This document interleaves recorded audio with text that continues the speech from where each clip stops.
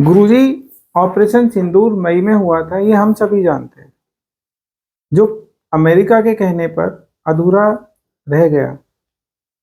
आज अमेरिका ये कहता है कि इसके परिणाम पाकिस्तान के फेवर में गए। पाकिस्तान की मीडिया भी ये कहती है कि हमने भारत को शिकस्त दी। ये सब बातें सुनकर एक भारतीय आदमी, नागरिक सुनता है तो बड़ा दुख होता है, हमको भी दुख होता है। और ये सब सुनकर भारत सरकार भी इसका कोई जवाब नहीं देती है। तो आज हम सभी ज्योतिष विद्यार्थी आपसे जानना चाहते हैं कि भारत कब इसका जवाब देगा। ज्योतिष इस पर क्या कहता है, आप जरा समझाइए हम सभी को। देखिए, कुछ बातें आम आदमी के लिए वास्तव में उसे भ्रमित करती हैं। मैं आज कुछ उदाहरण के साथ ज्योतिष के आधार पर भी समझाऊंगा, और सबको मैं एक बात और बताना चाहूंगा, यहाँ जितने भी विद्यार्थी बैठे हुए हैं, कि हर काम जल्दबाजी में नहीं हुआ करता। बहुत कुछ सोचना पड़ता है। अमेरिका ने भारत पर टैरिफ क्यों लगाए, विचार करने की बात है। तो अगर अमेरिका ये कहता है कि ऑपरेशन सिंदूर में पाकिस्तान की जीत हुई और भारत की शिकस्त हुई, तो वो क्या चाहता है? आप लोग समझ नहीं पा रहे? वो चाहता है कि भारत युद्ध में एंट्री कर ले। आप क्या समझते हैं कि कल अगर पाकिस्तान के साथ कोई जंग होती है, या बांग्लादेश के साथ या तुर्की के साथ, तो ये पाकिस्तान, तुर्की और बांग्लादेश की जंग होगी? ये चाइना और अमेरिका के साथ होगी? ये बात समझ में नहीं आ रही?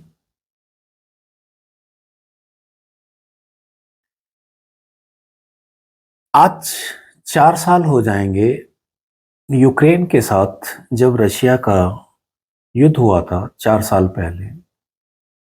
तो सबने एक बात कही थी कि ज्यादा से ज्यादा 20-25 दिन में सब खत्म हो जाएगा। मैंने कहा था लंबा चलेगा। 4 साल होने वाले हैं। आप क्या समझते हैं कि ये जंग रशिया और यूक्रेन के बीच में चल रही है? ये जंग अमेरिका और रशिया के बीच में चल रही है। कुछ बातें बहुत कॉन्फिडेंशियल होती हैं, जिनको आम आदमी समझता नहीं है। आज भारत जिस विकास की ओर आगे बढ़ रहा है, ये दुनिया को हजम नहीं हो रहा है। किसी न किसी तरह से भारत को उलझाने की कोशिश सदियों से चलती रही है, और आज भी चल रही है। ऐसा नहीं है जवाब नहीं दिया जाएगा। इस बार जिस ढंग से जवाब दिया जाएगा पूरी दुनिया देखेगी, लेकिन इस तरह से नहीं जैसे आम आदमी सोचता है। उसकी सोच अपनी जगह ठीक है, लेकिन जब कोई काम किसी भी तरह से होता है तो उसके लिए पूरी दुनिया को ये समझाना पड़ता है कि हम गलत नहीं है, बिल्कुल ठीक है। और अब मैं इसको ज्योतिष के आधार पर इतना कहूंगा कि गुरु अतिचारी चल रहे हैं, यानी कि तूफान के साथ हम लोग जी रहे हैं। आप जब किसी तूफान में फंसते हैं तो आपके निर्णय क्या कोई जल्दबाजी में होते हैं? बताएं भाई। नहीं होते। नहीं, आपको सोचना पड़ता है किस पेड़ के नीचे रुकना है,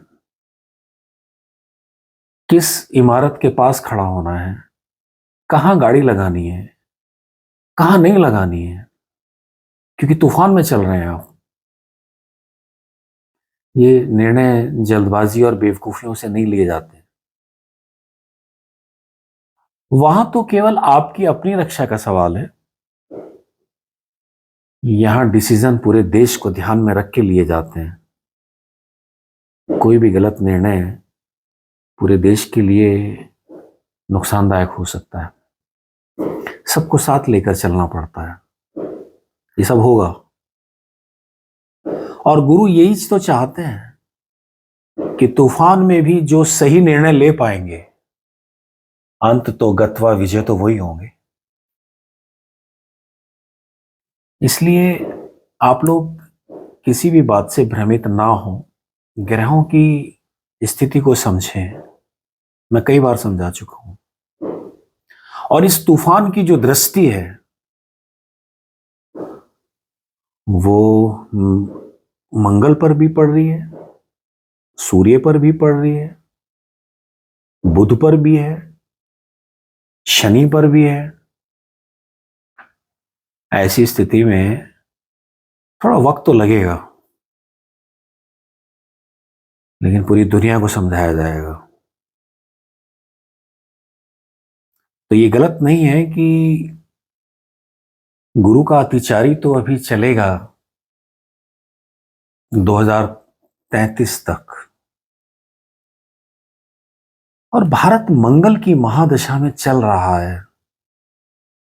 हम सब जानते हैं, हमें उकसाया जा रहा है। हम जरा सी गलती करें तो बहुत कुछ गड़बड़ हो सकती है। अभी दिल्ली के कांड में आप लोगों ने देखा नहीं?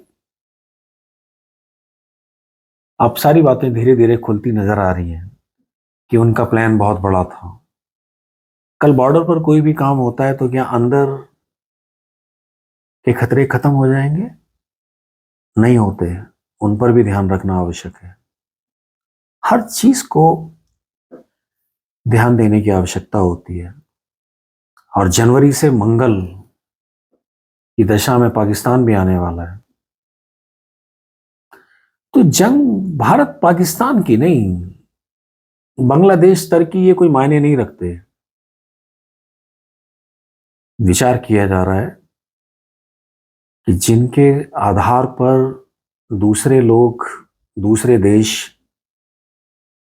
भारत को नीचा दिखाना चाहते हैं, अभी तक दिखा तो नहीं पाए। अपने हाल खराब हो चुके हैं उनके, और वो वक्त आ रहा है। मैंने पिछली वीडियो में बताया था, भारत के लिए थोड़ा संकट का समय तो रहेगा, लेकिन अंत तो गत्वा तो विजयी भारत होगा। धैर्य रखें, सब कुछ होगा, रिप्लाई भी दिए जाएंगे। ये वक्त चल रहा है, लेकिन एक होमवर्क तो बहुत जरूरी है। वही बृहस्पति चाहते हैं, जल्दबाजी में गलत नहीं उठाना है।